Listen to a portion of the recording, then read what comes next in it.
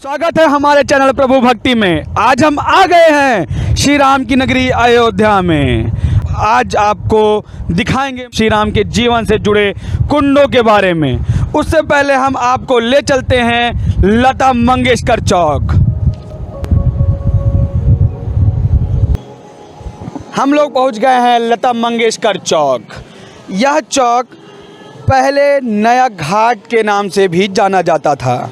आप देख सकते हैं कि लता मंगेशकर चौक पर बीड़ा लगी हुई है और इस चौक पर लता जी के गाने बजते रहते हैं। आइए हम आगे बढ़ते हैं और ले चलते हैं आपको राम जी की पैड़ी पर।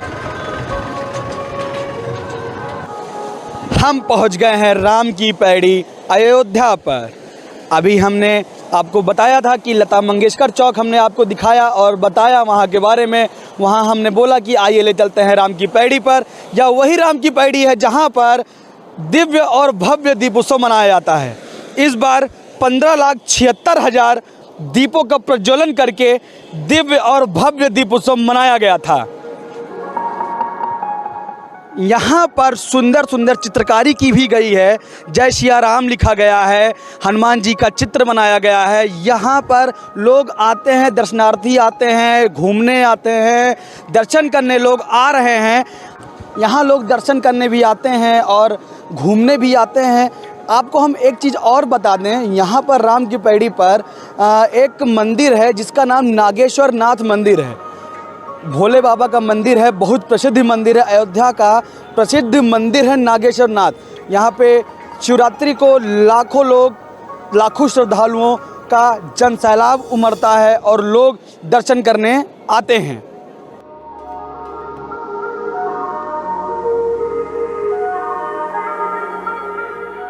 हम पहुंच गए हैं नागेश्वर नाथ मंदिर में और हम आपको ले चलते हैं अंदर और दर्शन कराते हैं और हम इस मंदिर की विशेषता को बताते हैं और हम पुजारी जी से भी बात करेंगे।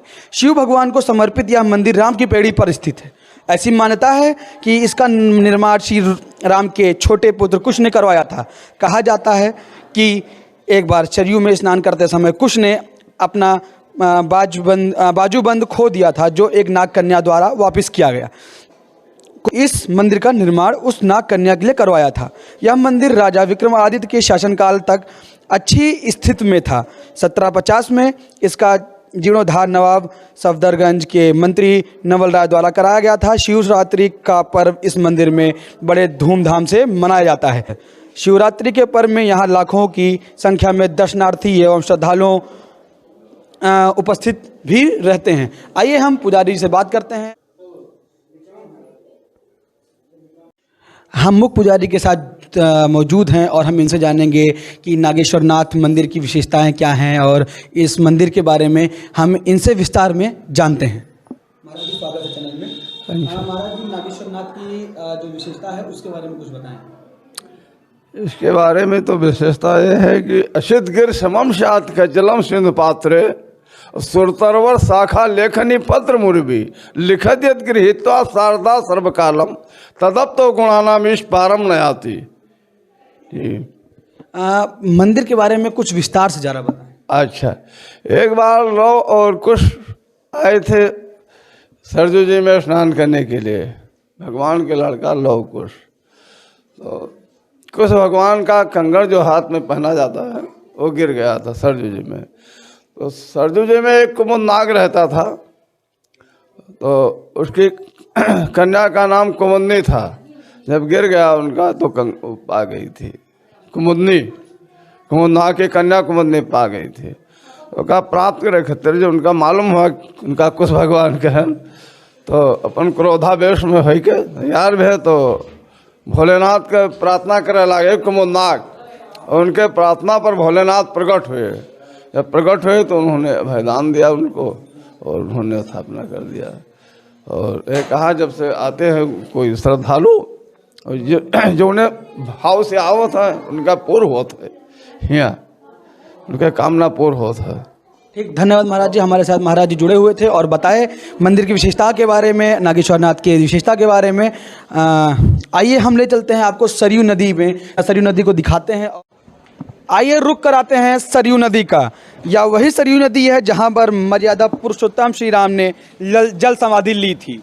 वहीं सरयू नदी एक वैदिककालीन नदी है जिसका उल्लेख ऋग्वेद में मिलता है। इस संदर्भ में यह वितर्क किया जाता है कि कई ऋग्वेद में इंद्र द्वारा 2 आर्यों के वध की कथा में जिस नदी के तट पर इस घटना के होने का वर्णन है वह यही नदी है। इसकी सहायक राप्ती नदी के भी अरिकावती नाम से उल्लेख का वर्णन मिलता है। रामायण की कथा में सरयू अयोध्या से होकर बहती है जिसे दशरथ की राजधानी और राम जन्मभूमि माना जाता है। वाल्मीकि रामायण के कई प्रसंगों में इस नदी का उल्लेख आया है। उदाहरण के लिए विश्वामित्र ऋषि के साथ शिक्षा के लिए जाते हुए श्री राम द्वारा इस नदी द्वारा अयोध्या से इसके गंगा के संगम तक नाव से यात्रा करते हुए जाने का वर्णन रामायण के बालकांड में मिलता है। कालिदास के महाकाव्य रघुवंशम में भी इस नदी का उल्लेख है। बाद के काल में रामचरितमानस में तुलसीदास ने इस नदी का गुणगान किया है। अब चलते हैं श्री राम से जुड़े हुए कुंड के पास। जैसा कि वीडियो की शुरुआत में हमने बताया था कुंडों के बारे में, श्री राम के जीवन से जुड़े कुंडों के बारे में, हम वहां पहुंच गए हैं जो कि इस कुंड का नाम हनुमान कुंड है और इसका जीवन उद्धार हो रहा है। कुंड का जो है जीवन का उद्धार हो रहा है। इनकी अलग अलग पहचान और महत्व है। आपको बता दें कि जो इसका जीवन उद्धार हो रहा है जिसको बोलते हैं जीर्णोद्धार, 145.44 लाख से हनुमान कुंड का जीर्णोद्धार कराया जा रहा है। राम की नगरी अयोध्या में अनेक प्राचीन व पौराणिक धरोहर हैं। मर्यादा पुरुषोत्तम प्रभु श्री राम के जीवन से जुड़ो कुंडों का जीर्णोद्धार भी हो रहा है। इनकी अलग अलग पहचान व महत्व हैं। इनमें से एक हनुमान कुंड भी है। हनुमान कुंड को लेकर धार्मिक मान्यता है कि विभीषण जब अयोध्या आए थे तो यहीं रहते थे। इस कुंड में स्नान करने से सभी अच्छाएं पूर्ण होती हैं। आइए हम विस्तार से पुजारी जी से जानते हैं। महाराज जी, ये जो हनुमान कुंड है इसके बारे में कुछ विस्तार से बताएं। जय श्री राम। ऐसे तो हम कुछ इसके बारे में विशेष जानते नहीं, अपने गुरुदेव भगवान के मुखर बिंदु से सुने हैं कि जो वहाँ पे हनुमान जी का मंदिर है, जाइएगा दिखेंगे वहाँ पे मंदिर है और वो मंदिर में जो हनुमान जी हैं इस कुंड से निकले हैं। हनुमान जी जब आए थे वहाँ से राम जी के साथ तो यहीं रहते थे पहले। और एक इसमें बहुत बड़ी खासियत है इस कुंड की कि आज तक कभी पानी नहीं झुका।